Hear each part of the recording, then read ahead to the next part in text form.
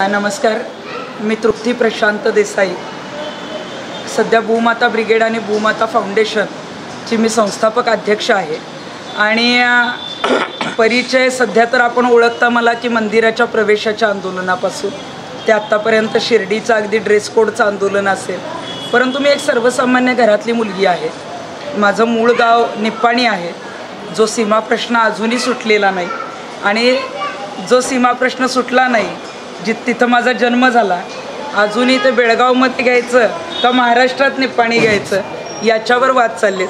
आणि जेव्हा मग माझा तिथं जन्म झाला, मी जेव्हा लहान होते तेव्हा अगदी शाळेत जेव्हा मी तिथं जात होते तेव्हासुद्धा जे आहे तिथं कर्फ्यू लागायचा, वेगळी परिस्थिती असायची. आणि तेव्हा बऱ्याच गोष्टी शिकायला मिळाल्या. त्यानंतर हळूहळू मोठं होत असताना जे आहे ते शिक्षणाच्या निमित्तानं मी 4थीत होते, त्याच्यानंतर आमची फॅमिली पुण्यामध्ये शिफ्ट झाली. आणि मग नंतर शाळा 12वी झाली. मी SNDTमध्ये होम सायन्सला होते. होम सायन्समध्ये FY पर्यंत शिकले. आणि FY झाल्यानंतर घरगुती काही अडचणींमुळे मला शिक्षणसुद्धा अर्धवट सोडायला लागलं होतं. त्यानंतर घरातली मी मोठी असल्यामुळं घरातली जबाबदारी होती. हे काम करत असताना सामाजिक क्षेत्राची मला पहिल्यापासून आवड आहे आणि हे काम मी करत होते. त्यानंतर मग पुढं शिक्षण घ्यायचं होतं, परंतु कॉलेजला जाता नाही आलं कारण सामाजिक क्षेत्राची आवड असल्यामुळं तेच काम 2003 पासून सुरू झालं. आणि मग ओपन युनिव्हर्सिटीमधून मग मी BA केलं. आणि तेव्हापासून जी चळवळ सुरू आहे ती आत्ता इतक्या मोठ्या प्रमाणात राष्ट्रीय आंतरराष्ट्रीय पातळीवर घेतली जाईल नोंद असं कधी वाटलं नव्हतं. परंतु आपण जर एखादं काम प्रामाणिकपणे केलं, आपल्यात जर आक्रमक गुण असले आणि तुम्ही जर काम करत राहिला तर त्याची दखल आपोआप जे आहे ती घेतली जात असते. आणि तसेच छोटी छोटी आंदोलनं सुरू करून मंदिराच्या आंदोलनामध्ये राष्ट्रीय आंतरराष्ट्रीय पातळीवर आम्हाला प्रसिद्धी मिळाली.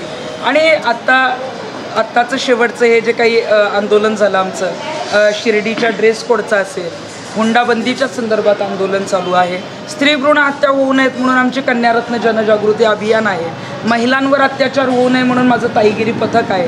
ही सगळी जी काही वाटचाल आहे ती आत्तापर्यंत इथंपर्यंत काम करत आलो आहे.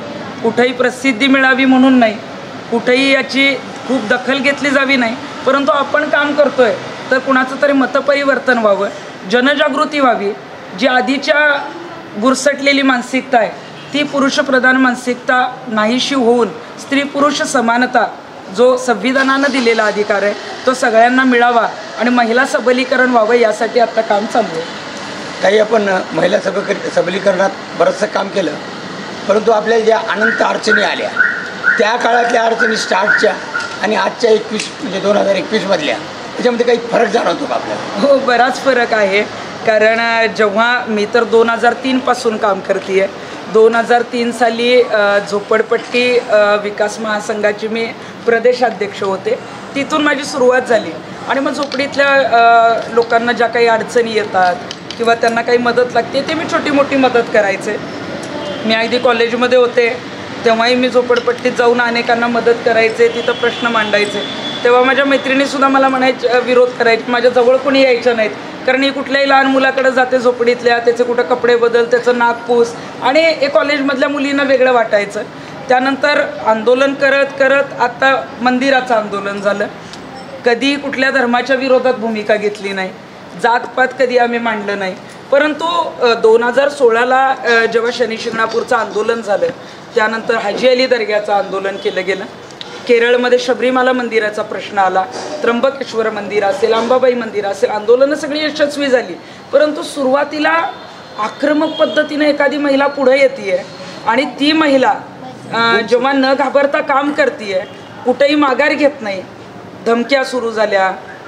त्यानंतर बऱ्याच वेळेला पोलीस ताब्यात घ्यायचे, कायदा सुव्यवस्थेचा प्रश्न निर्माण व्हायचा. महिला म्हणून काम करत असताना कुठेही माघार नाही घेतले तर मग चारित्र्यावर शिंतोडे उडवण्याचं काही जणांनी काम केलं.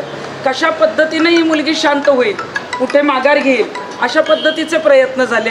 आणि त्यावेळेला विरोध बराच होता. काम सातत्यानं सुरू ठेवलं. म्हटलं कुणी शिव्या जरी दिल्या, मग सोशल मीडियावर असेल किंवा समोर असेल तर आपण त्या फुलासारख्या स्वीकारायची ही भूमिका पहिल्यापासून ठरली. कुणी शिव्या दिल्या तर आपण आदराने त्याचा स्वीकार करायचा, कारण कुठल्याही गोष्टीचं परिवर्तन करताना आपल्याला आत्तापर्यंतचा इतिहास आहे की त्याला बदनाम केलं गेलं, त्यांना त्रास दिला गेला आणि त्यांचा आदर्श घेऊन आपण हे काम करतोय. त्यामुळं काम करत गेलो. तेव्हाची परिस्थिती आणि आज 2021ची परिस्थिती खूप जमीन आसमानचा फरक आहे. त्यावेळेला अनेक अडचणी आल्या. अनेक वेळेला आम्हाला अगदी हिंदू धर्मातनं या महिलेला काढून टाकलं पाहिजे, धर्माच्या विरोधात काम करते, जुन्या रूढी परंपरा ज्या आहेत त्या मोडीत काढण्याचा प्रयत्न करते, असे आरोप झाले. परंतु हळूहळू आंदोलनं जशी यशस्वी झाली तशी विरोध करणारे लोकसुद्धा चौतऱ्यावर जाऊन स्वतःच्या बायकोला घेऊन दर्शन घ्यायला लागले. जे विरोध करत होते ते गाभाऱ्यात जोडीने जायला लागले. जे काही लोक विरोध करत होते ते कधीही मी पुढं कधी भेट झाली तर माझ्याबरोबर सेल्फी घ्यायला लागले. आणि हळूहळू ज्या पद्धतीनं जनजागृती केली, विरोध बराच होता, परंतु काहीतरी रिकामटेकडे लोक असतात की ज्यांना सोशल मीडिया, हातात मोबाईल असतो आणि काही लिहायचं आपलं, असे अनेक जण असतात. समोर विरोध करायची हिंमत नाही आणि त्यांना माहिती आहे समोर विरोध केल्यावर मी काय शांत बसणाऱ्यातली नाही.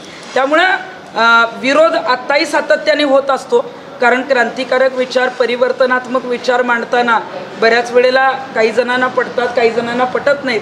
परंतु आत्ता अशी परिस्थिती आहे की समोर किंवा टी व्हीवर किंवा जाहीरपणे पाठिंबा देणारे जरी कमी असले तरी जेव्हा वैयक्तिक मी ज्या ज्या ठिकाणी जात असते महाराष्ट्रामध्ये, तिथं मात्र सर्वसामान्यांचा आणि सगळ्यांचा इतका मोठा पाठिंबा मिळतो. त्यामुळं अजून कार्य करायला जे आहे ते प्रोत्साहन मिळतं.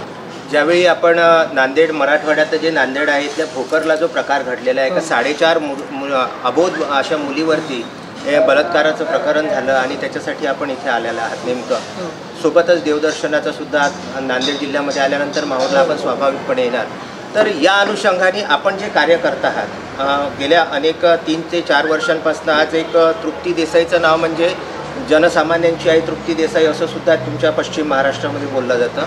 आणि लहान लहान मुली आपल्याला आईची संबोधन आज देताना आम्हाला दिसत आहेत. तर या अनुषंगाने मला आज जेव्हा आपण आता तिथे जाणार आहात तर याच्यासाठी नेमक्या ज्या मुलींवरती रेप होत आहेत किंवा बलात्काराची प्रकरणं घडत आहेत याच्यावरती, शिवाय आपण जसं माहूरला आज जी भेट दिली, दर्शनासाठी दिली, तर नेमकं माहूरच्या रेणुकादेवी संस्थान असो, दत्तशिखर संस्थान असो किंवा देवदेवेश्वरी संस्थान असो, इथे आपल्याला नेमक्या कुठल्या उणिवा भासल्या? आणि मला विशेष करून आपल्याला एक गोष्ट आणखी सांगायची, मला आपल्याला सांगायचं की भोकरमध्ये जी घटना घडली ती अत्यंत संतापजनक होती. काल जेव्हा भोकरमध्ये दिवशी बुद्रुकला त्या मुलीच्या घरी आम्ही कुटुंबियांचं सांत्वन करायला गेलेलो होतो, तेव्हा त्यांचे आजोबा आणि आई इतके हंबरडा फोडून रडत होते. त्यांचं म्हणणं होतं की ताई, फक्त आमच्या मुलीला न्याय मिळाला पाहिजे, कारण माझी मुलगी आता जिवंत परत येणार नाही. परंतु ही मानसिकता, ही प्रवृत्ती कुठून येते? म्हणजे ते जेव्हा सांगत होते की आमच्या 4.5 वर्षाच्या मुलीचे लचके तोडले गेले, हात तोडले गेले, पाय तोडले गेले, तिची मान काढली गेली, तिला अगदी म्हणजे ज्या पद्धतीनं क्रूर हत्या करण्यात आली, या अजिबात अशा पद्धतीच्या ज्या काही अल्पवयीन मुली असतील किंवा महिला असतील, या घटना थांबल्या पाहिजेत. यासाठी आम्ही राज्यभर काम करतोय. अनेक वेळेला आपण, मी मगाशी जसा उल्लेख केला की ताईगिरी पथक आम्ही स्थापन केलं आहे, आणि हे याच्यासाठीच केलं की महिलांमध्ये जात असताना बऱ्याच वेळेला महिलांची जी आहे ती थोडी भीतीदायक भूमिका असायची. तिकडं झालं आहे ना, म्हणून आपण आत्ता सेफ आहोत. कुठेही जरी झालं तर आपण पेटून उठलं पाहिजे. आपण उद्या आपल्यावर सुद्धा, आपल्या घरातल्या मुलीवर ही वेळ येऊ शकते, आणि म्हणूनच ताईगिरी पथकाची स्थापना केली. ताईगिरी पथक याच्यासाठी आहे की आत्तापर्यंत आपण दादागिरी ऐकली होती, आत्तापर्यंत आपण भाईगिरी बघितली आहे, दोन्ही निगेटिव्ह आहेत. परंतु बाद झाली दादागिरी, भाईगिरी, आता महिलांची ताईगिरी. आता तुम्ही सुद्धा हातामध्ये काठ्या घेऊन स्वतःच्या संरक्षणासाठी पेटून उठा, दुर्गेचं रूप धारण करून जे आहे ते रस्त्यावर उतरा, असा तो संदेश आहे. आणि भोकरच्या घटनेने जे आहे ते काल म्हणजे जेव्हा मी ती घटना ऐकली पुण्यामध्ये, तेव्हा सगळ्यात पहिला ठरवलं की आपण तिथं जावं, भेट घ्यावी, आणि अशा आरोपींना तातडीनं फासावर लटकवण्यात आलं पाहिजे. शक्ती कायदा हा फक्त आता आपण बघितला असेल तर मंत्रिमंडळात संमत झाला, परंतु अधिवेशनात जेव्हा पारित करायचा होता तेव्हा विरोधकांनी विरोध केला. म्हणजे कुठल्या गोष्टीला विरोधकांना विरोध करायचा हेही समजत नाही आहे. दररोज घटना घडत आहेत. 1-2 दिवसापूर्वी जेव्हा मी नांदेडला यायचं जेव्हा ठरवलं तेव्हा सांगलीमध्ये शिराळ्याला घटना घडली, विहिरीत फेकून दिलं महिलेला, तिच्यावर अत्याचार केला. दररोज घटना घडत आहेत, आणि ह्या सगळ्या थांबाव्या म्हणून जे आहे ते आता या संदर्भामध्ये एक मोठं चळवळ जी आहे ती आम्ही हातामध्ये घेणार आहोत. की फक्त बेटी बचाव बेटी पढाव सांगून उपयोग नाही आहे, तर ती त्या मुलीला जेव्हा वाचवल्यानंतर, तिला शिकवल्यानंतर तिला संरक्षण करणंही गरजेचं आहे. आणि ती जबाबदारी आता पोलीस आणि सरकार जर पूर्णपणे पेलू शकत नसतील तर आपल्यासारख्या सामाजिक कार्यकर्त्यांनी आवर्जून पुढाकार घेतला पाहिजे. यासाठीच आमचं पुढचं पाऊल आहे. त्यानंतर मग तिथून जे आहे ते आम्ही माहूरला देवदर्शनासाठी आले आणि आवर्जून याच्यासाठी आले की माहूर हे शक्तिपीठ आहे. इथं रेणुका देवीची खूप मोठी शक्ती आहे असं मानलं जातं आणि आईला आज मी हेच साकडं टाकलं की आई, या महाराष्ट्रातल्या ज्या काही मुली आहेत, महिला आहेत, हा महाराष्ट्र बलात्कारमुक्त महाराष्ट्र झाला पाहिजे आणि त्यासाठी ते काम करण्यासाठी मला तू शक्ती दे, अशा पद्धतीची मी तिथे मनोकामना केली. आणि जेव्हा माहूरला आले, आज ट्रस्टीने आमचा आवर्जून सत्कार केला, आदर केला. अनेक वेगवेगळे लोक 26 जानेवारीमुळे आलेले आवर्जून माझ्या कार्याचा गौरव करत होते, माझी भेट घेत होते. परंतु माहूरसारखं संस्थान जे इतक्या मोठ्या प्रमाणात राज्यामध्ये, भारतामधून तिथं भक्त येतात, तिथं अजूनही देवीची पूजा करण्यासाठी महिला पुजारी नाही. म्हणजे खरं तर सगळ्या महिला पुजारी या सगळ्या मंदिरात 50% असल्या पाहिजे. बऱ्याच वेळेला म्हटलं जातं की मग महिला या अपवित्र असतात, त्यांना मासिक पाळी येते, महिला पुजारी पूजा करतील का? आपण देवीची साडी बदलणं, देवीचं मंगळसूत्र काढणं, देवीला अभिषेक घालणं, हे काम महिला पुजाऱ्यांचंच आहे. खरं तर देवीच्या मंदिरांमध्ये तर 100% महिला पुजारी असल्या पाहिजेत. परंतु अजूनही मानसिकता बदलत नाही आणि म्हणूनच आज इथल्या मी कार्यकर्त्यांना भेटले, वेगवेगळ्या पक्षांच्या लोकांना भेटले, इथल्या नगराध्यक्ष आणि सगळ्या नगरसेविका मला भेटायला आल्या आणि त्यांना आवर्जून सांगितलं, इथं नगराध्यक्ष नगरसेविका महिला आहेत, त्यांना सांगितलं की तुम्हाला खूप मोठी सुवर्ण संधी आहे, तुम्ही आवर्जून महिला पुजारी तातडीने इथं नेमल्या पाहिजेत. हा जर ठराव केला तर ऐतिहासिक निर्णय होईल. त्यानंतर आपण जर पाहिलं तर महिला पुजारी असल्या पाहिजेत. आज मंदिरात जेव्हा गेले तर मला असं समजलं की 11 तिथं ट्रस्टी आहेत, 4 शासकीय मेंबर तिथं आहेत आणि 7 जे आहेत ते ट्रस्टी विश्वस्त नेमले गेले. पण 7 ट्रस्टींमध्ये एकही महिला ट्रस्टी नाही. आणि म्हणजे जिथं देवीचं मंदिर आहे, जिथं शक्तिपीठ आहे, ज्या देवीच्या नावावर हे मंदिर चालतं, तिथं महिला प्रतिनिधी असल्याच पाहिजे. म्हणून सगळ्यात पहिला आमची मागणी आहे की माहूरपासून सुरुवात करा आणि जे काही 7 ट्रस्टी नेमले गेलेत त्यात निम्म्या ज्या आहेत त्या महिला प्रतिनिधी विश्वस्त म्हणून असल्या पाहिजेत 50%. आणि आवर्जून मी विश्वस्तांनाही सांगितलं, या ट्रस्टवर योगायोगाने न्यायाधीश अध्यक्ष आहेत, न्यायाधीश कधी कुणावर अन्याय करत नाहीत, ते न्यायाची भूमिका घेतील आणि महिलांना 50% लवकरच स्थान देतील अशी माझी अपेक्षा आहे. आणि माहूरसारख्या शक्तिपीठाने जर हा निर्णय घेतला, याच्यासाठी पुढाकार घेतला तर आवर्जून 3.5 शक्तिपीठं सगळी आणि इतर मंदिर त्याचा आदर्श घेतील आणि तो चांगला पायंडा पाडला जाईल. एक खास विशेष प्रश्न मला आपल्याला विचारायचा आहे. इथे आपण जर बघितलं तर आपल्याला माहीत असेल भारतीय दंडविधान कलम आहे, त्याच्या अनुषंगाने शासकीय ड्रेसचा कोणी दुरुपयोग करू शकत नाही, ज्याच्यासाठी आपण पुण्यामध्ये आंदोलनसुद्धा केलेलं आहे. मात्र या ठिकाणी गेल्या अनेक वर्षांपासून मिलिटरीचा ड्रेस घालून सुरक्षा रक्षक वावरत आहे. ही उणीव आपल्याला जाणवली नाही का? अनेक ठिकाणी आपण जर बघितलं तर ड्रेस कोडच्या संदर्भामध्ये आता आम्ही शिर्डीला सुद्धा आंदोलन केलेलं होतं आणि ड्रेस कोड जे आहे म्हणजे आपल्या इथे लोकशाहीमध्ये कोणी काय घालावं, कोणी कसं राहावं हा ज्याचा त्याचा अधिकार आहे. त्यामुळे मला वाटतं की जे काही नियम आहेत ते विश्वस्तांनी सुद्धा फॉलो करणं गरजेचं आहे आणि त्यासाठी पुढाकार घेणं गरजेचं आहे. मात्र महाराष्ट्रामध्ये अनेक ठिकाणी अशा केसेस झालेल्या आहे की ज्या ठिकाणी शासकीय ड्रेस कोड, जसं पोलिसांचा ड्रेस कोड कोणी वापरू शकत नाही, त्याच्यावरती भारतीय दंडविधानाद्वारे गुन्हा दाखल करण्याची तरतूद आहे. शिवाय मिलिटरीचा ड्रेस कोड कोणी वापरू शकत नाही. अगदी सुरक्षा रक्षकाचा एक वेगळा असा ड्रेस कोड असायला पाहिजे आणि संस्थांच्या प्रत्येक कर्मचाऱ्याला एक वेगळा ड्रेस कोड असणं फार गरजेचं आहे. मात्र ज्या ठिकाणी आपण आता सांगितलं की न्यायाधीश सारखे गेल्या अनेक वर्षांपासून विश्वस्त येथे असतात, अध्यक्ष येथे असतात, त्यांचं आपल्या स्वतःच्या चुकांकडे कधीच लक्ष जात नाही. मला वाटतं की अध्यक्षांनी आणि विश्वस्तांनी जर असे काही तिथल्या सुरक्षा रक्षकांना जर मिलिटरीचे ड्रेस असतील तर मला वाटतं की जवानांचा तो अपमान आपण यापुढं करू नये. आपण आपल्या विश्वस्तांमार्फत अनेक ठिकाणी जसे सुरक्षा रक्षक आणि इतरांना ड्रेस देण्यात येतात तसंच माहूरच्या रेणुका संस्थांमार्फत जर अधिकृत ड्रेस दिले तर कुणाला टीका करायचं कारण राहणार नाही. ताई सगळं महिलांसाठी करत आहे, बरोबर आहे. म्हणजे महिला कशा पुढे येत आहेत किंवा महिलांना 50% आरक्षण कसं मिळते तर हे तर ताई राज्य लेवल किंवा महाराष्ट्र पुणे इथे करतच आहेत.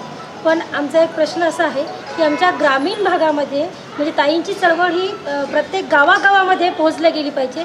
आम्ही खूप प्रयत्न करत आहोत पण काही कारणास्तव आता महिलांना हे होते तर ताईंनी थोडंसं याकडे लक्ष द्यावं. तर याविषयी पुढचं नियोजन ताईचं काय राहील किंवा ताईंकडून आम्हाला काय मदत मिळेल किंवा त्यांनी 2-3 वेळा तरी इथे पुढं प्रोग्राम कसा असेल ताईचा ते आपण ताईकडूनच जातो. आपण जर पाहिलं तर महिलांवर होणाऱ्या अत्याचारांचं प्रमाण सध्या जास्त आहे. कायदा सुव्यवस्थेचा प्रश्न आहे. आपण जर माहूरसारखा भाग किंवा हा जो विदर्भ मराठवाडा भाग आहे तिथं ग्रामीण भागामध्ये आता इकडे आदिवासी पाडे आहेत, तांडे आहेत किंवा ग्रामीण भागातल्या वस्त्या आहेत, तिथं खऱ्या अर्थानं जनजागृती होत नाही. त्यासाठी आम्ही प्रयत्न करतोय. परंतु महाराष्ट्रात फिरत असताना महाराष्ट्र इतका मोठा आहे की तो फिरता फिरता बराच वेळ लागतो. यासाठी आमचं पुढची मी मगाशी जसं सांगितलं की पुढचं एक नवीन जी चळवळ आम्ही उभी करणार आहोत ती अशी असेल की प्रत्येक गावागावापर्यंत आपण या अत्याचाराच्या संदर्भामध्ये जनजागृती गावागावात जाऊन करायची आणि लवकरच या संदर्भातली रूपरेषा आणि आंदोलनाची दिशा मी जाहीर करणार आहे. ठीक आहे ताई, पण मला अजून एक छोटासा प्रश्न आहे की महिलांना 50% आरक्षण असल्याच्या नंतर जे पुरुष काम करत आहेत त्या महिलाही पण करत आहेत, पण आम्ही आमच्या तालुक्यापर्यंत पुरताच प्रश्न एक तुम्हाला विचारत आहोत की यापुढं महिलांनी कितपत कामी यावं, म्हणजे महिलांनी पुरुषांबरोबर काम करावं आणि त्यासाठी सगळ्यांचाच म्हणजे राजकीय नेत्यांचा, घरच्यांचा आणि आपल्या समाजातील प्रत्येकच पुरुषांचा सपोर्ट असावा किंवा नसावा, तुमच्या मते तुम्हाला काय वाटतं? मला असं वाटतं की आपल्या इथे अनेक ठिकाणी अजूनही पुरुषप्रधान संस्कृतीचे जे आहेत ती तशी मनोवृत्ती आहे. बऱ्याच ठिकाणी महिला जेव्हा पुढाकार घेतात टीका केली जाते. अनेक जण त्या महिला पुढं जाऊ नयेत म्हणून अगदी चारित्र्य हननाचे आरोप केले जातात. मला माहूर तालुका असेल किंवा सगळ्याच जिल्ह्यातल्या किंवा सगळ्यांना सांगायचं आहे की जेव्हा महिला वेगवेगळ्या क्षेत्रामध्ये काम करतात त्या जेव्हा पुढाकार घेतात तर त्यांच्यावर टीका न करता त्यांना प्रोत्साहन द्या. त्यांना जे आहे की आम्ही तुमच्याबरोबर आहोत, मागे नाही तर तुमच्याबरोबर आहोत, तुम्ही आमच्या बरोबरीनं काम करा, असा जर संदेश दिला तर मला वाटतं की राज्यभरामध्ये महिला सबलीकरण व्हायला वेळ लागणार नाही. आणि पुरुषांनी जे आहे ते बरोबरीचा संदेश देणं किंवा समानतेचा संदेश देणं अनेक ठिकाणी. आज मी तळागाळात काम करते. आज माझं लग्न होऊन आज जवळजवळ 15 वर्ष झाली. माझ्या घरामध्ये माझ्या मिस्टरांचा सपोर्ट आहे म्हणून मी हे सगळं करू शकते. त्यामुळे प्रत्येक घरामध्ये जर अशा महिलांना जर सक्षमपणे जर पाठिंबा मिळाला तर मला वाटतं की महिला सबलीकरणासाठी कुठलं अभियान राबवायची गरज नाही, महिला आपोआप सबल होतील. 1956चा एक डिसिजन झाला आहे की विश्वस्तमध्ये 50% घ्यावेत, पण 1956 ते आज 2021 उजळलं तरी हे धर्मदाय खातं किंवा राजकीय नेते किंवा प्रशासन याबाबत काही गांभीर्यानं पाहायला तयार नाही. आपण प्रत्येक मंदिरात तो मुद्दा पुढे करून त्यांना नरम केलं आणि परंतु हाच कायदा आपण हायकोर्टचा त्यांना पुन्हा एकदा महाराष्ट्र शासनाला दाखवून मुख्यमंत्र्यांना विचारून किंवा कोणी बाबा अशाच प्रकारचा न्यायालयीन निवाडा आहे तर या निवडणुसार तुम्ही धर्मदाय आयुक्तालाच आदेश द्या की प्रत्येक मंदिरात 50% झालंच पाहिजे आणि जो या याची बेअदबी करेल त्याच्यावर कंटेम्प्ट ऑफ कोर्ट करू असं आपल्याला एखादं काही तुमच्या आंदोलनामध्ये. 1956चा जो कायदा आहे त्याच्यामध्ये हिंदू मंदिरं जी आहेत त्या मंदिरांमध्ये जो आमचा गाभारा प्रवेशाचा मुद्दा होता त्यात असं सांगितलेलं आहे की जिथपर्यंत पुरुष जातो तिथपर्यंत महिला गेल्या पाहिजेत. आणि तो कायदा आम्ही आंदोलन करताना सरकारलाही माहीत नव्हता, ज्या पोलीस आम्हाला ताब्यात घ्यायचे त्यांनाही माहीत नव्हता. म्हणजे त्या कायद्याचा तसा अपमान होत होता आणि मग हायकोर्टाने आदेश दिले की 1956च्या कायद्याची अंमलबजावणी ही सगळ्या मंदिरांमध्ये झाली पाहिजे, अशा पद्धतीचा तो कायदा आहे. त्यामुळे आता यापुढं कुठल्याही मंदिरांमध्ये जर गाभाऱ्यात अडवलं गेलं म्हणजे पुरुषांना सोडतायत आणि महिलांना नाही सोडत असा जर कुठं भेदभावाने असमानता असेल तर तशा पद्धतीचं ते करता येणार नाही. तो त्या कायद्यानुसार मिळालेल्या अधिकाराचा हनन असेल. आणि राहिला 50% महिला ट्रस्टींचा निर्णय, जर आज सगळीकडे आपण समानता सांगतोय, संविधानानं दिलेला अधिकार आहे. अनेक नेते अगदी पंतप्रधानांपासून भाषणामध्ये सगळीकडे सांगितलं जातं की महिलाओं को जो है वो सम्मान देना चाहिए, समानता का अधिकार देना चाहिए, लेकिन कब वो तो उसका इम्प्लिमेंटेशन ही नहीं हो रहा है. त्यामुळे त्याची अंमलबजावणी जर केंद्रीय पातळीवर झाली तर ती राज्य पातळीवर होईल, जिल्हा पातळीवर होईल आणि मग गाव पातळीवर होईल. त्यामुळे फक्त नेत्यांनी सुद्धा कुठल्याही पक्षाच्या असू दे फक्त भाषणं करू नयेत तर त्याची अंमलबजावणी करणं गरजेचं आहे. तर खऱ्या अर्थाने समानतेचा अधिकार सर्वांना मिळेल. हे जे चळवळ एवढी मोठी चालू होतात साहजिकच याला आर्थिक स्रोत मोठ्या प्रमाणात लागतं तर ते तुम्ही कुठून उपलब्ध करता याची पूर्ण महाराष्ट्राच्या जनतेला उत्सुकता आहे आणि मलाही उत्सुकता आहे. आता बऱ्याच वेळेला जेव्हा मंदिराची आंदोलनं केली गेली तेव्हा अनेक काहीतरी आरोप झाले. मी खूप प्रामाणिकपणे चळवळीत काम करते, आपण बघितलं असेल. आणि हे काम करत असताना अनेक अडचणी येतात. बराच विरोध असल्यामुळे कोणी काही आर्थिक मदत द्यायला सुद्धा खूप पुढे येतात, अशातला काही भाग नाही. परंतु जी आंदोलनं केली, आमच्याच संघटनेत 15,000च्या वर महिला आहेत. त्याच्यामुळं जेव्हा जेव्हा आंदोलनं झाली तेव्हा आम्ही काही महिला कॉन्ट्रीब्युशन काढून ती आंदोलनं करत होतो. काही जण मदतीला पुढे यायचे, परंतु उद्या परत त्या पक्षाचा बॅनर आमच्या आंदोलनाला लागू नये किंवा माझ्यामुळं तृप्ती देसाईंचं आंदोलन झालं असं कोणी म्हणू नये, त्यामुळे कधी मदत घेतली नाही. परंतु अशी काही लोक आहेत अजूनही की चांगले काम असेल किंवा महिलांमध्ये जनजागृती करण्याचं काम असेल किंवा काही आंदोलनं असतील तर स्वतःहून मग कोणी गाडीची व्यवस्था करतं, कोणी जेवणाची व्यवस्था करतं, कोणी राहण्याची व्यवस्था करतं. आणि आपण जेव्हा प्रामाणिक काम करतो ना तेव्हा आपल्याला काहीच कमी पडत नाही. फक्त आपण अपेक्षा जास्त ठेवल्या नाही पाहिजेत, हे आपल्यावर अवलंबून आहे. आणि म्हणून हे काम करत असताना आर्थिक अडचणी खूप येतात, परंतु आम्ही त्या खूप दुय्यम मानतो. सगळ्यात पहिलं आपण सगळीकडं पोचणं, काम करणं हे महत्त्वाचं आहे. आपण काही आर्थिक याच्यातनं कधी स्वार्थ हे करावा किंवा आर्थिक माझं काही त्याच्यामधून मिळावं म्हणून मी कधी सामाजिक कार्यात आले नाही. सामाजिक कार्याची आवड आहे, आवड म्हणण्यापेक्षा काम करण्याचं वेळ आहे आणि म्हणून हे काम करते. अडचणी येत असतात, अडचणींवर मात करून काम करणं हा तर खरा संघर्ष आहे आणि त्या पद्धतीनं आम्ही काम करत असतो. काही आता माहूरला तुम्ही आलातच आज, तर बऱ्याच संस्थानांची पाहणी केली आणि एकाही संस्थानावर माहूरच्या रेणुकादेवी असो, दत्तशिखर असो, मानभाव पंचायत, त्या एकाही ठिकाणी महिलांना प्राधान्य नाही, किंबहुना त्याला ते दुय्यम भूमिका मानतात. आता इथं तर मॅजिस्ट्रेट साहेब आहेत, शिखर संस्थानावरचे महंत परमपवित्र आहेत, परंतु त्यांची जी ट्रस्टी मंडळी आहे ती त्यांना काही ऐकू द्यायला. त्यांनी सगळ्यात महत्त्वाचं म्हणजे या ठिकाणी दत्तशिखर संस्थानला 12,000 एकर जमीन आहे आणि देवी संस्थानला 3,000 एकर जमीन आहे. आमचं म्हणणं असं आहे की आपण त्या बाबतीत या महिला बचत गटांना, शासकीयच आपण काय आपल्याला त्या म्हणाले नाही, यांना त्याचा ताबा मिळवून देऊ. आता नवीन एक 1918चा डिसिजन निघालेला आहे हायकोर्टचा. त्यात हायकोर्टनं सांगितलं की संस्थांच्या जमिनी महसूल विभागानं ताब्यात घेऊन त्या संस्थानाच्या ताब्यात करा. पण ताब्यात देणं म्हणजे काय, त्यांच्या इतर ॲक्टिव्हिटीज आहेत त्या नाहीतरी गेलेल्या त्यातून त्यांनी महिला बचत गटातून त्याच्यातून अन्नछत्र चालवलं आणि त्याच्यातून नैवेद्य वगैरे दाखवले आणि त्याच महिला बचत गटांनी नैवेद्य करायचं. आणि नैवेद्याची जी परंपरा आहे, कुप्रथा, ती मोडायची, ठराविक जातीनंच करायची, ठराविक जातीनं ती मोडावी लागेल. आज ना उद्या तरी करावीच लागेल. सावित्रीबाईच्या महाराष्ट्रात ते होणं गरजेचं आहे असं माझ्यासारख्या माणसाला प्रामाणिकपणे वाटते. तर आपलं काय म्हणते? आपला महाराष्ट्र हा फुले शाहू आंबेडकरांचा आहे आणि मी देवाची भक्त. मी सगळ्यात पहिला सांगेन की मी काही नास्तिक नाही.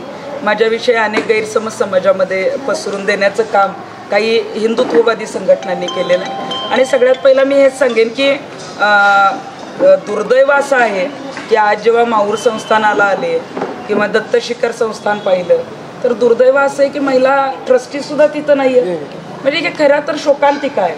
सांगायची गरजही नको पाहिजे, कारण महिलांना तेवढं प्राधान्य दिलं गेलं पाहिजे. आणि आपण जसं सांगितलं तर इतक्या मोठ्या जमिनी जर या ट्रस्टींच्या अखत्यारीत असतील तर महिला बचत गटांना प्राधान्य देऊन जे आहे त्या अन्नछत्रालय मोफत त्यांनी सुरू करणं गरजेचं आहे. या ट्रस्टमध्ये विश्वास समितीमध्ये जे की बाहेर महिलांना 50% आरक्षण आहे त्याचा कोणताही विचार झालेला नाही आणि महिलांना 50% जागा विश्वास समितीमध्ये राखीव देण्यात आलेल्या आहेत. दुसरी गोष्ट म्हणजे इथलं मंदिर जे आहे ते नारीचं मंदिर असल्यामुळं नारीची पूजा, नारीचं स्नान अभिषेक नारीनंच करावं ही एक सर्वसाधारण भक्तांची भावना आहे. परंतु इथं मात्र त्याच्या उलट होत आहे हे आज आपल्याला निदर्शनात सुद्धा आलेलं आहे. आता दिवसभरात आपण जे आढावा घेतला हे झालं हे, पण ही परिस्थिती बदलण्यासाठी आता भूमाता ब्रिगेडच्या वतीने आपण काय पाठपुरावा करणार आहात आणि पुढील काय रणनीती असणार आहे याबाबत जाणून. आज जेव्हा माहूरला विश्वस्तांशी चर्चा झाली तेव्हा आवर्जून सांगितलं की महिला पुजारी नेमल्या गेल्या पाहिजेत, त्यानंतर महिला ट्रस्टी तिथं असल्या पाहिजेत. आत्ता जे आहे ते आम्ही तोंडी सांगितलं आहे, पुन्हा एकदा लेखी त्यांना पत्रव्यवहार करू आणि जर काही अंमलबजावणी झाली नाही तर मग पुढच्या वेळी दर्शनाला नाही तर मला माहूरला आंदोलनाला यावं लागेल. आणि आंदोलन मग आमचं असं असतं की जोपर्यंत त्याच्यावर ट्रस्टी आणि पुजारी होत नाहीत तोपर्यंत आम्ही तो मुद्दा सोडत नसतो. परंतु मला ट्रस्टी, विश्वस्त आणि अध्यक्षांना हेच आव्हान करायचं आहे की आंदोलन करायची काय आम्हाला हौस नाही. आम्ही आपल्याला आता हात जोडून विनंती करतोय, कारण हे शक्तिपीठ आहे, देवीचं स्थान आहे, जिथं नारीचा सन्मान केला जातो, जिथं शक्ती स्थान म्हणून देवीकडे पाहिलं जातं. तिथं आम्ही आंदोलन करायच्या आधी महिला पुजारी आणि महिला ट्रस्टी नेमल्या जाव्यात, अन्यथा भूमाता ब्रिगेड स्टाईलने आम्हाला मग इथं येऊन आंदोलन. 1956चा प्रश्न निघाला. महाराष्ट्रामध्ये असे बहुतेक देवस्थान असे आहेत त्या ठिकाणी शासकीय विश्वस्त आहेत, म्हणजे जसे कलेक्टर आहेत तुळजापूरला, इथं तसे जज आहेत, तसे महाराष्ट्रात अनेक ठिकाणी शासकीय विश्वस्त आहे. मग ज्या ठिकाणी असे शासकीय विश्वस्त आहे त्या ठिकाणी 1956च्या कायद्याची अंमलबजावणी व्हायला काय हरकत आहे? मग असं का होत नाही? आपण त्याच्यातली काही करू शकत नाही. मी मगाशी जसं सांगितलं की तो जो कायदा आहे त्या बाबतीत शनी शिंगणापूरच्या आंदोलनाच्या वेळी हायकोर्टाने आदेश दिलेले आहेत आणि त्यात सांगितलं की जिथंपर्यंत महिला जाऊ शकतात, कारण गाभाऱ्याचं आंदोलन तिथंपर्यंत पुरुष जिथं जाऊ शकतात तिथं महिलाही जाऊ शकतात. आणि आमचं तेच म्हणणं आहे की असा जर कायदा असेल तर शासकीय व्यवस्थेमध्ये सुद्धा महिला पण काम करतात. त्यामुळे जिथं अध्यक्षपद येतं ते काय फक्त पुरुषांनाच नाही तर महिला शासकीय अधिकाऱ्यांना दिलं तर अजून चांगला विकास होईल अशा पद्धतीचे मला वाटते. आणि यासाठी शासनाने आता पुढाकार घेतला पाहिजे आणि अंमलबजावणी करणं गरजेचं आहे. संपूर्ण पश्चिम महाराष्ट्रामध्येच नव्हे तर भारतभर आपल्या नावाचा डंका वाजविणाऱ्या तृप्ती देसाई आज यांनी विदर्भ न्यूजसोबत एक उत्कृष्ट संवाद साधलेला आहे. विदर्भ न्यूजच्या वतीने आम्ही आपलं हार्दिक अभिनंदन करतो, शिवाय आपले हार्दिक आभारसुद्धा मानतो. जाता जाता मला आपल्याला एक प्रश्न विचारायचा आहे. या ठिकाणी ज्यावेळी आपण आलात आणि सगळ्या गोष्टींची पूर्तता करण्याचा प्रयत्न आपण करणार आहात, आपण पाहणी केली, बऱ्याचशा उणिवा या ठिकाणी आपल्याला दिसून आल्या. म्हणजे माझा गेल्या 35 वर्षापासूनचा संपर्क या माहूर श्री क्षेत्र रेणुका देवी संस्थांशी सुद्धा आहे आणि आईचा मी एक भक्त आहे, अनन्य भक्त आहे, अनन्य भक्ती मी तिची करतो. पण महाराष्ट्रातल्या इतर भागांमध्ये जर हे देवस्थान असतं तर आज या देवस्थानचं स्वरूप काहीच्या काही राहिलं असतं. मात्र खेदाची गोष्ट अशी आहे की या ठिकाणी असणारे ते राज्य करणारे असो किंवा शासनाचे लोक असो किंवा जनप्रतिनिधी असतो, कुणालाही रेणुका देवी संस्थांशी फारसं घेणं देणं दिसत नाही. कारण या ठिकाणी आजपर्यंत काँग्रेस, राष्ट्रवादी काँग्रेस, त्यानंतर भाजपा, शिवसेना प्रणित महाविकास आघाडी सगळ्या गोष्टी येऊन गेल्या, मात्र या ठिकाणी अजूनपर्यंत पाहिजे त्या प्रमाणामध्ये विकास आपल्याला दिसला नाही. गेल्या काही वर्षांपूर्वी आपले जे सार्वजनिक बांधकाम मंत्री असलेले यांनीसुद्धा अनेक प्रयत्न या ठिकाणी करून पाहिले. आज आमच्याकडे मोठ्यात मोठ्या उपलब्धी असतानासुद्धा मूळ पीठ असलेलं श्री रेणुका देवीचं संस्थान हे आस्थागायत काही अनुशेषांमुळे बऱ्याचशा गोष्टींपासून दूर राहिलेला आहे. आपण जर येताना आता रस्ता बघितला असेल तर नांदेडपासून इथपर्यंत येतानाचा रस्ता किंवा कुठल्याही भागातून माहूरला येतानाचा रस्ता हा अतिशय वाईट स्थितीमध्ये आहे. यासाठी आता आपण कुठल्या प्रकारची काय कार्यवाही करू शकणार आहात का? आणि भूमाता ब्रिगेडच्या वतीनं आपण यासाठी काय करू शकणार किंवा शासन दरबारी आणखी काय प्रश्न होतात? आपण जर पाहिलं तर माहूरचं जे मंदिर आहे ते नांदेड जिल्ह्यामध्ये येतं. त्याची बॉर्डर ही अमरावती आणि यवतमाळची आहे. आणि आपण जर पाहिलं तर नांदेडमधून आता जे मंत्री आहेत ते अशोकराव चव्हाण सार्वजनिक बांधकाम मंत्री आहेत, बरोबर ना? बरोबर. त्यानंतर यवतमाळचे पालकमंत्री आणि वनमंत्री संजय राठोड आहेत. अमरावतीला यशोमतीताई ठाकूर या महिला बालकल्याण मंत्री आणि बच्चू कडूसुद्धा तिथून मंत्री आहेत. इतका जर चांगला योगायोग म्हणजे माहूरच्या मंदिराच्या आजूबाजूला असलेले जर 4 मंत्री जर कॅबिनेट आणि राज्यमंत्री म्हणून काम करतायत तर आता माहूरचा विकास हा करणं खूप गरजेचं आहे. महाविकास आघाडी सरकारच्या या मंत्र्यांनी पुढाकार घेऊन मी काल जेव्हा नांदेडवरून काहीतरी 135 किलोमीटरचं फक्त अंतर होतं, हे जर आमच्या भागात पश्चिम महाराष्ट्रात असतं तर आम्ही 1.5 तासात पोचतो किंवा 2.25 तास. आम्हाला यायला 4 तास लागले. 4 तास येण्याबद्दल पण नाही, परंतु ज्या पद्धतीचे खड्डे आहेत, ज्या पद्धतीचं रोडचं काम रखडलेलं आहे, अनेक ठिकाणी रोडची जी आहे ती सिमेंटची पोती आणून पडलेली आहे, साहित्य आणून पडले, परंतु काम मार्गीच लागलेलं नाही. त्यामुळे मला आवर्जून या सगळ्या राजकारण्यांना सांगायचं आहे की आज देवीच्या आशीर्वादाने आपण इतक्या मोठ्या स्थानावर पोचलेलो आहोत. त्या देवीचं जे स्थान आहे ते दुर्लक्षित करू नका. अनेक भागातून वेगवेगळ्या ठिकाणाहून नागरिक येत असतात, तर तिथं येण्याचा रोड असेल, तिथं आता इथे मध्ये रोपवेचं सुद्धा प्रयत्न केला होता, तो झाला नाही. किंवा इथली दर्शन व्यवस्थेचा असेल किंवा इथला जो महाप्रसादासाठी अन्नछत्रालय अजूनही ट्रस्टींच्या मार्फत नाही आहे. या सगळे पुढाकार घेऊन लवकरात लवकर माहूरचं जे देवस्थान दुर्लक्षित राहिले ते संपूर्ण विकास कामांनी जे आहे ते पुढाकार घेऊन यांनी जर चांगलं केलं तर आत्ता तर लाखो प्रमाणात भक्त येतच असतात, पण खूप मोठ्या प्रमाणावर अजूनही जे आहेत ते भक्त येतील आणि पर्यटन स्थळ म्हणून अजून बाहेरच्या देशातले सुद्धा भक्त इथं येऊ शकतात, यासाठी त्यांनी पुढाकार घेतला पाहिजे. आणि विदर्भ न्यूज यांचे मी तुमच्या सगळ्या टीमचे मनापासून आभार मानते. आपण बऱ्याच वेगवेगळ्या विषयांमध्ये पुढाकार घेऊन चांगल्या बातम्या, परिवर्तनात्मक विचार, जिथं काही अत्याचार घडतो या संदर्भात आवाज उठवतच असतात. आणि आम्ही जे राज्यभरात तळागाळामध्ये सामाजिक क्षेत्रातून काम करतोय, आज आमचा हा आवाज आपल्या विदर्भ न्यूजच्या माध्यमातून आपण पोचवत आहे. आपल्या सगळ्या टीमचे मनापासून आभार.